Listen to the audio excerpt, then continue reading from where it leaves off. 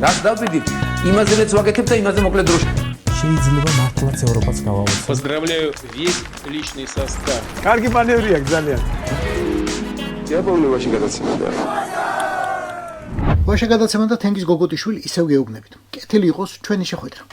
და თუ ჯერ არ გამოგიწერია ჩემ პოდკასტ YouTube-ზე, Facebook-ზე, Instagram-ზე, TikTok-ზე, სასწრაფოდ გააკეთეთ ეს. ჯერ კიდევ გაქვთ დრო.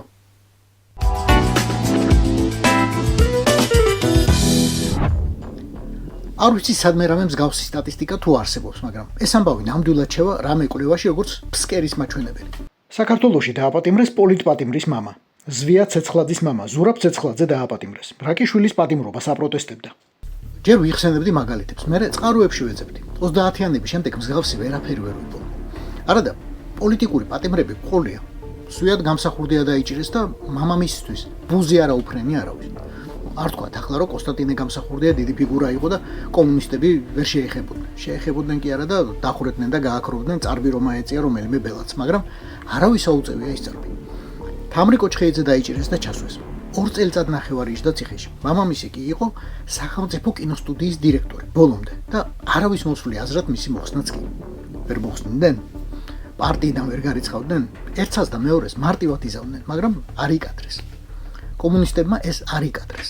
ბორია ივანაშვილმა იკადრა. რა ეტაკათ მის მონებს? რამ გაამხეცა ის ხალხი კოლექტიური სახელით რეჟიმი? რატომ არ ყოფნით ოჯახიდან ერთი ადამიანის პატიმრობა, რომელსაც 2 წელიწადნახევარი უკვე მიუსაჯეს? მე ერთადერთი ახსნა მაქვს, გამიხარდება თუ დამემტკიცებთ რომ ვწდები. იმათ 80-იანი, 70-იანი წლების ქართულ რუსებს იმ სისტემაში არსებობა უწევდათ, როლის შესრულება უწევდათ, მაგრამ დიდად არ სიამოვნებდათ. ახლანდელ ქართულ რუსებს კი ეს როლი მოსწონთ. მოსწონთ რუსობა, ეამაყებათ. როლს კი არ თამაშობენ, ამ როლში ცხოვრობენ. ერთია რომ ეს არის მათი დიაგნოზი, მეორეა რომ ეს უკვე ქვეყნის დიაგნოზია, რთული ფორმა და სამწუხაროდ მიშვებული.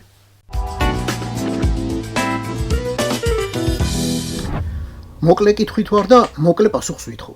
მოკლეს თუ არა, გასაგებს მაინც, ლოგიკურ. ყველა ვნახეთ კადრი, როგორ მიშავდა ირაკლი ღარიბაშვილი დაკითხვაზე ლექსუსის უახლესი ჯიპით, რომელიც $100,000 ღირს და სახელმწიფო დაცვით. თქვენ ხომ ნახეთ ეს კადრი? კაი, მანქანა მოპარული ფულით აქვს ნაკლი, გავიგეთ, მაგრამ არ გაგიჩნდათ კითხვა, რატომ ყავს მას დაცვა? სახელმწიფო დაცვა, რომელიც უკანასკნელი განკარგულებით მარტში დაუნიშნეს, ანუ გაუგრძელეს 1 წლით. ეს არაა კერძო კომპანია, რომელსაც დაიქირავებ და მოპარული თუ, რა ვიცი, პატიოსნად ნაშოვნი ფულით გადაუხდი. ესა სახელმწიფო დაცვა, სახელმწიფო დაცვის სპეციალური სამსახური. ნაკლებად ხარტად მოაზროვნეთათვის. ირაკლი ღარიბაშვილს ბრალდებულს ქვეყნის ძარცვასა და ბიუჯეტის ყოლეფაში ბიუჯეტის ფულით ვიცავთ. ჩემი და თქვენი გადახდილი გადასახადებით. კაც რომელიც 13 წელი ჩემი და თქვენი ჯიბეებიდან ბოლო თეთრებს იპარავდა და შვილებს ჩარტერი დააკატავებდა. ახლა მეტყვით პრემიერ-მინისტრი იყო და დაცვა ერგებაო. მე კი გეტყვით, გიორგი მარგველაშვილი და სალომე ზურაბიშვილი მთლად პრეზიდენტები იყვნენ და იმათ რატომ მოუხსნეს მაშინ სახელმწიფო დაცვა. კაბინეტების დაცლა ვერ მოასწრეს და დაცვა უკვე აღარ ყავდათ. ხო, კაი, ეგეც გავიგე რომ დაცვა ახლა ღარიბაშვილისთვის მიჩენილი ბადრაგი უფროა ვიდრე დაცვა. მაგრამ ასეთი შემთხვევებისთვის მარტივი გამოსავალი არსებობს. თუ ციხეში ვიღაცას არ სვამ, უსჯი შინა პატიმრობას. ფეხზე აბამ ბრასლეტს ან დააგინებ რომ სახლიდან არ გავიდეს. სადარბაზოს ჩამოუკიდებ ერთ კამერას და ეგაა შენი იზოლაცია. სამაგეროდ, პოლიტიკური გვამის დარაჯობისგან ათავისუფლებ ერთ დუჟიმ პროფესიონალ შეიარაღებულ ოფიცერს, რომელთა გამოყენებაც უამრავ სხვა საინტერესო საჭირო საქმე შეგიძლია. აგერ ბოლოს და ბოლოს გარეჯეა დასაბრუნებელი, მათი დაცვის ობიექტის თავყეობით დაკარგული.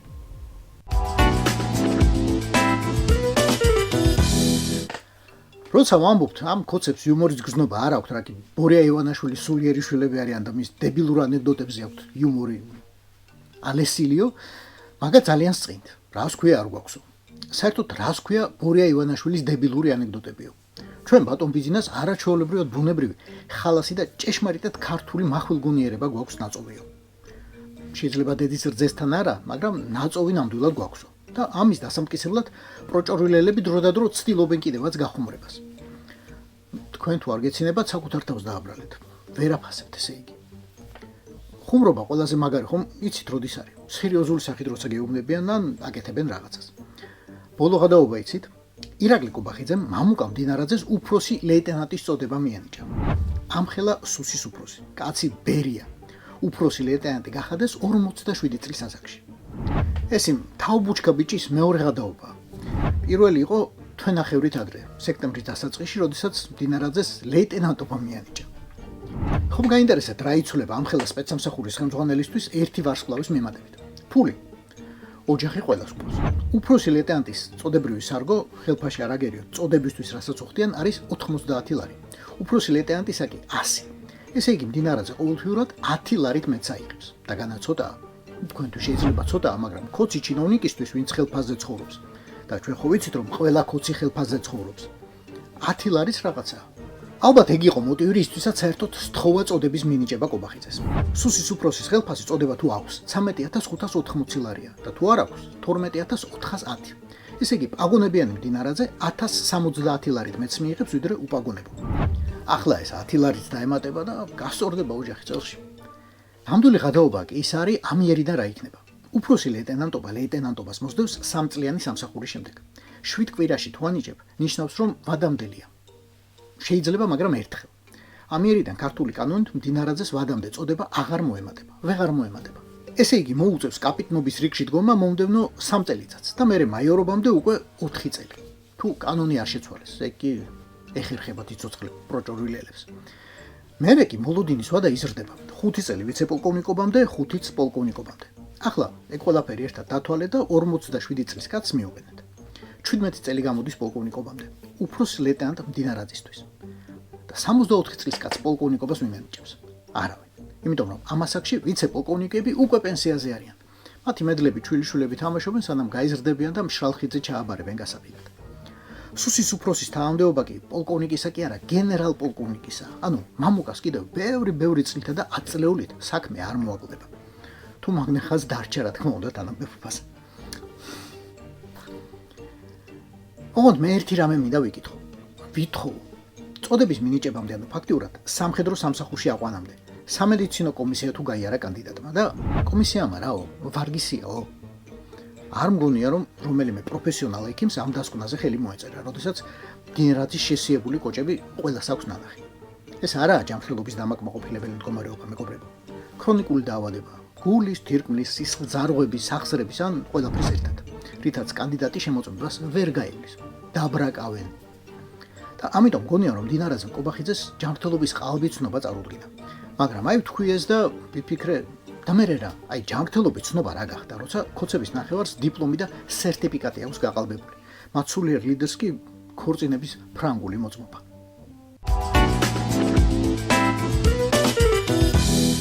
მე უფროს ლეიტენანტ მდინარაძის იმედი მაქვს. მჯერა რომ ღარიბაშვილის საქმესთან ერთად ახლა გამოიძიებს ჰაკიმ ფაშას ვიდეოსა და ავღანეთში ქართულ სამხედროთა დაღუპვის ამბავს. მჯერა რომ გამოიძიებს რაფალიანსის ქვევში ჩახშობის ამბავს. გამოიძიებს ბერა ივანიშვილის შეკვეთით ბავშვების ცემის ამბებს. მჯერა რომ გამოიძიებს სამეგრელოს ტყეებში ვითომ არსენალის პოვნის საქმეს შიგ ჩაყოლებული რატომღაც პორნოებით.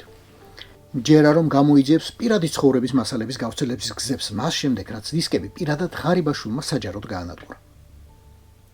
მჯერა რომ გამოიძიებს ღარიბაშვილის პრემიერობის დროს ეგრეთ წოდებული სუსის ფაილების გავრცელების საქმეს, რითაც გამჟღავნდა ასობით სასულიერო თუ საეროპირის პირადი ინფორმაცია, პირადი ცხოვრების დეტალები და აბსოლუტურად გამოუსწორებელი ზიანი მიადგა საპატრიარქოს ავტორიტეტს.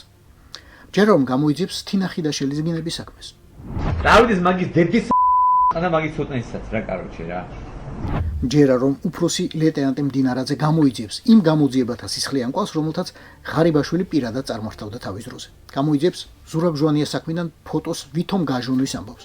გამოიძიებს ექსპერტ ლევან ჩაჩუას უკანონო პატიმრობას, რომელსაც ბოლო-ბოლო ვერაფერი შეტენეს და გამოუშვეს. გამოიძიებს ექსპერტ მამუკა ჩხაიძის გარდაცვალების საქმეს 54 წლის ასაკში, მას შემდეგ რაც დაკითხვებზე არ ბედინეს თვეების განმავლობაში. მჯერა რომ გამოიძიებს გარეჯი საქართველოს ხელოვნურ ბრიყულ აყალმაყალს, რასაც მოხდა ძეგლზე ფაქტიური კონტროლის დაკარგვა და რუსული დაზვერვის ემისრების დახმარებით საქმის შეთითხოვნის მცდელობა. ორი ასაკოვანი ექსპერტის სრულად უკანონო პატიმრობა, კარიერის ნგრევა და ჯანმრთელობის შერყევა მათთვის, რომელთაც ბრალდებამ ვერაფერი დაუმტკიცა. მჯერა რომ უფროსი ლეიტენანტი მდინარაძე გამოიძიებს სტრატეგიულ საწარმო დელტაში საერთაშორისო მაქინატორისა და ტერორიზმის მხარდამჭერის იოჰანან ელიგულას შემოყვანისა და მისთვის სახელმწიფო შეკვეთების ინიცირების საქმეს. მე მჯერა რომ უფროსი ლეიტენანტი მდინარაძე ახლა გამოიძიებს ბრალდებულ ღარიბაშვილის კავშირებს სანქცირებულ რუს ოლიგარქ ევტუშენკოვთან და ივანიშვილის სასარგებლოდ კონკრეტული ბიზნესისა და კონტრაქტების ლობირებას, რაც სავარაუდოდ უკავშირდება უკრაინაში მოპარული ხორბლის გაყიდვას მსოფლიო ბაზარზე. მჯერა რომ გამოიძიებს სასჯელ ახსრულების დაწესებულებაში საქართველოს მესამე პრეზიდენტის მიხეილ სააკაშვილის წამებისა და მოწამვლის საქმეს. მჯერა რომ გამოიძიებს ბაკურიანში რეკრეაციულ ზონაში ჯერ სახლის მშენებლობის, შემდეგ კი 6000 კვადრატული მეტრის უნიკალური ტყის ჩუქების საქმეს ღარიბაშვილის მეუღლისთვის. მე მჯერა რომ უფროსი ლეიტენანტი მდინარაძე გამოიძიებს ალასანიასთვის ფრანგულ კონტრაქტზე ხელმოწერის აკრძალვის საქმეს.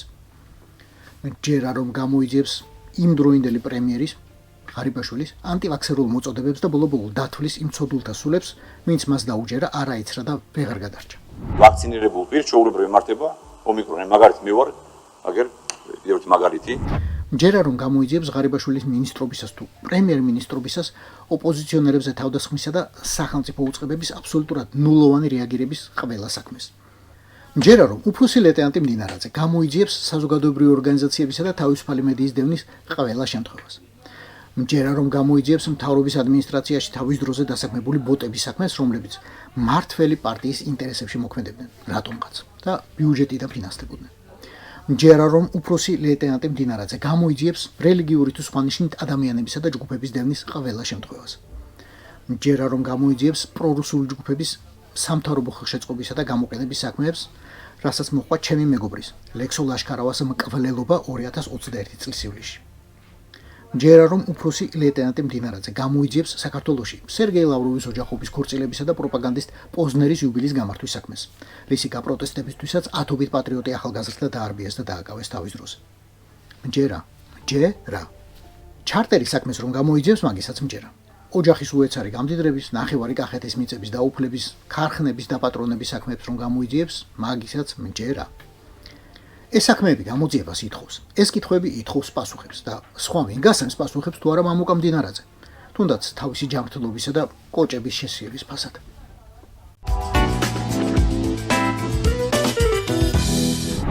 მე გეტყვით ამბავს, თქვენ კი მაშინ ლოგიკა ეძებეთ. იმიტომ რომ მე ვერ ვიპოვე, ვეძებე და ვერ ვნახე. ეს არის ქეთა, ჩემი მეგობარი, შვილად კი მერგება. ბორიამ ციხეში ჩააგდო მხოლოდ იმიტომ რომ ქუჩაში იდგა. არც კაცი მოუკლავს, არც ვინმეს კორტეჟი აუფეთქებია, არც ფანჯარა ჩაუტეხავს. ფოიერვერკიც კი არ უსულია. იდგა და დაიჭირეს. და ეს არის ირაკლი. ჩემი მეგობარი არ არის, იმიტომ რომ ასეთებთან არ ვმეგობრობ და არც ეგეთები მეგობრობენ ჩემთან და ჩემნაირებთან. ამან იმდენი მოიპარა, რომ თვეებია ითვლიან და ვერ დაუთვლიათ. მარტო ფული კი არა, ოქროს ზოდები, ბეჭდები და მერსედეს გასაღების საკიდები, ბრელოკები. ეს ყველაფერი მოიპარა იმიტომ, რომ წლების განმავლობაში იჯდა სახელმწიფოს უმაღლეს თანამდებობებზე. ხან ძალოვანი მინისტრი იყო, ხან პრემიერ-მინისტრი, მართველი პარტიის თავმჯდომარე. სხვანაირად ამხელა მასშტაბს ვერ გასწვდებოდა, ვერ შესწვდებოდა. მის მფლობელობაში აღმოჩნდა კახეთის საუკეთესო მიწები, ღვინის საწარმო. პენსიონერ მამამისაც კი უცებ იმდენი ფული გაუჩნდა, რომ შეეძლო ჯიბიდან ამოეღო და გაესროლა $10,000 ჩარტერული თვითმფრინავის საქირავებლად. აბა შვილი ამერიკაში ლექციაზე სარეისო თვითმფრინავით ხო არ იფრენდა. ხო და აი ეს ირაკლი არ დაიჭირეს. კაცი ვინც ყველა ჩვენგანს, ყველას გამონაკლისის გარეშე ჯიბიდან ფულს აცლიდა 13 წელი არ დაიჭირეს. ქეთაგი დაიჭირეს. მაგის შვილი 2 კვირის წინ 12 წელს გახდა და მაიტა ჩავაგდო დილექშიო. ხო და ქეთამ სროკი მოიხადა და ირაკლიმ გადაიხადა 1 მილიონი. რა 1 მილიონი? ისევ ჩემი და შენი ჯიბიდან მოპარული. უფრო მარტივად. კიდევ უფრო მარტივად. 100 და 300 მაგდენი მოიპარა. ახლა რომ არ ჩაждდეს, ერთი გადაუგდო ბიუჯეტს. დანარჩენს ცოტას. გადაუხდის იმავე ბიუჯეტს და ალბათ 100-ჯერმეც ბორიას. ვინც თulis რომ ქვეყანაში მთელი ფული მისია, მოპარულიცა და ჯერ მოუპარავიც. და მე და შენ, ჩვენ და თქვენ, ჩვენ ვირისთავფეხი. იმიტომ რომ ვერ ავაშენეთ ვერასოდეს სახელმწიფო, სადაც ამ ქურდების და ყაჩაღებისთვის პასუხის მოთხოვნის სისტემა გვექნებოდა აწყობილი. აი, ამ ლოგიკის ახსნა გთხოვეთ დასაწყისში. ციხეში რისთვის უშვებს სახელმწიფო ადამიანს? იმისთვის რომ ეს ადამიანი საშიშია საზოგადოებისთვის და ამ რუსულ ქვეყანაში ქეთა უფრო საშიშია რეჟიმისთვის ვიდრე ირაკლი, ჰაკიმ-ფაშა, ტრიტრი, ღატაკიშვილი და ვიღაც. ნინო სვანიძე უფრო საშიშია, ვისაც 35 წელია ვიცნობ. ვასილ ივანოჩიკოვანი უფრო საშიშია, ჩემი ყოფილი თანამშრომელი, მეუღლესთან ერთად რომ ჩააგდეს დილექში. ნიკა პატარაია უფრო საშიშია, გადაღებიდან რომ დილექში შეაგდეს. ვახოსანაია უფრო საშიშია, ვისაც 24 წლის წინ ძმა მოუკლეს, ერთადერთი მიზეზით სიმართლეს ითხოვდა. და იმ ძმის მკვლელობის საქმეში რატომღაც მაინც და მაინც ამ ღარიბაშვილის ოჯახის წევრის შეკვეთას ასახელებენ ხოლმე. ასეთი რეჟიმისთვის ლიკა ბასილაია შაუგულიძეც უფრო საშიშია, ვინც საზოგადოებრივი მაუწყებლისგან საზოგადოების მსახურებას ითხოვს და არა ბურიას ჩეჩმის ხეხვას.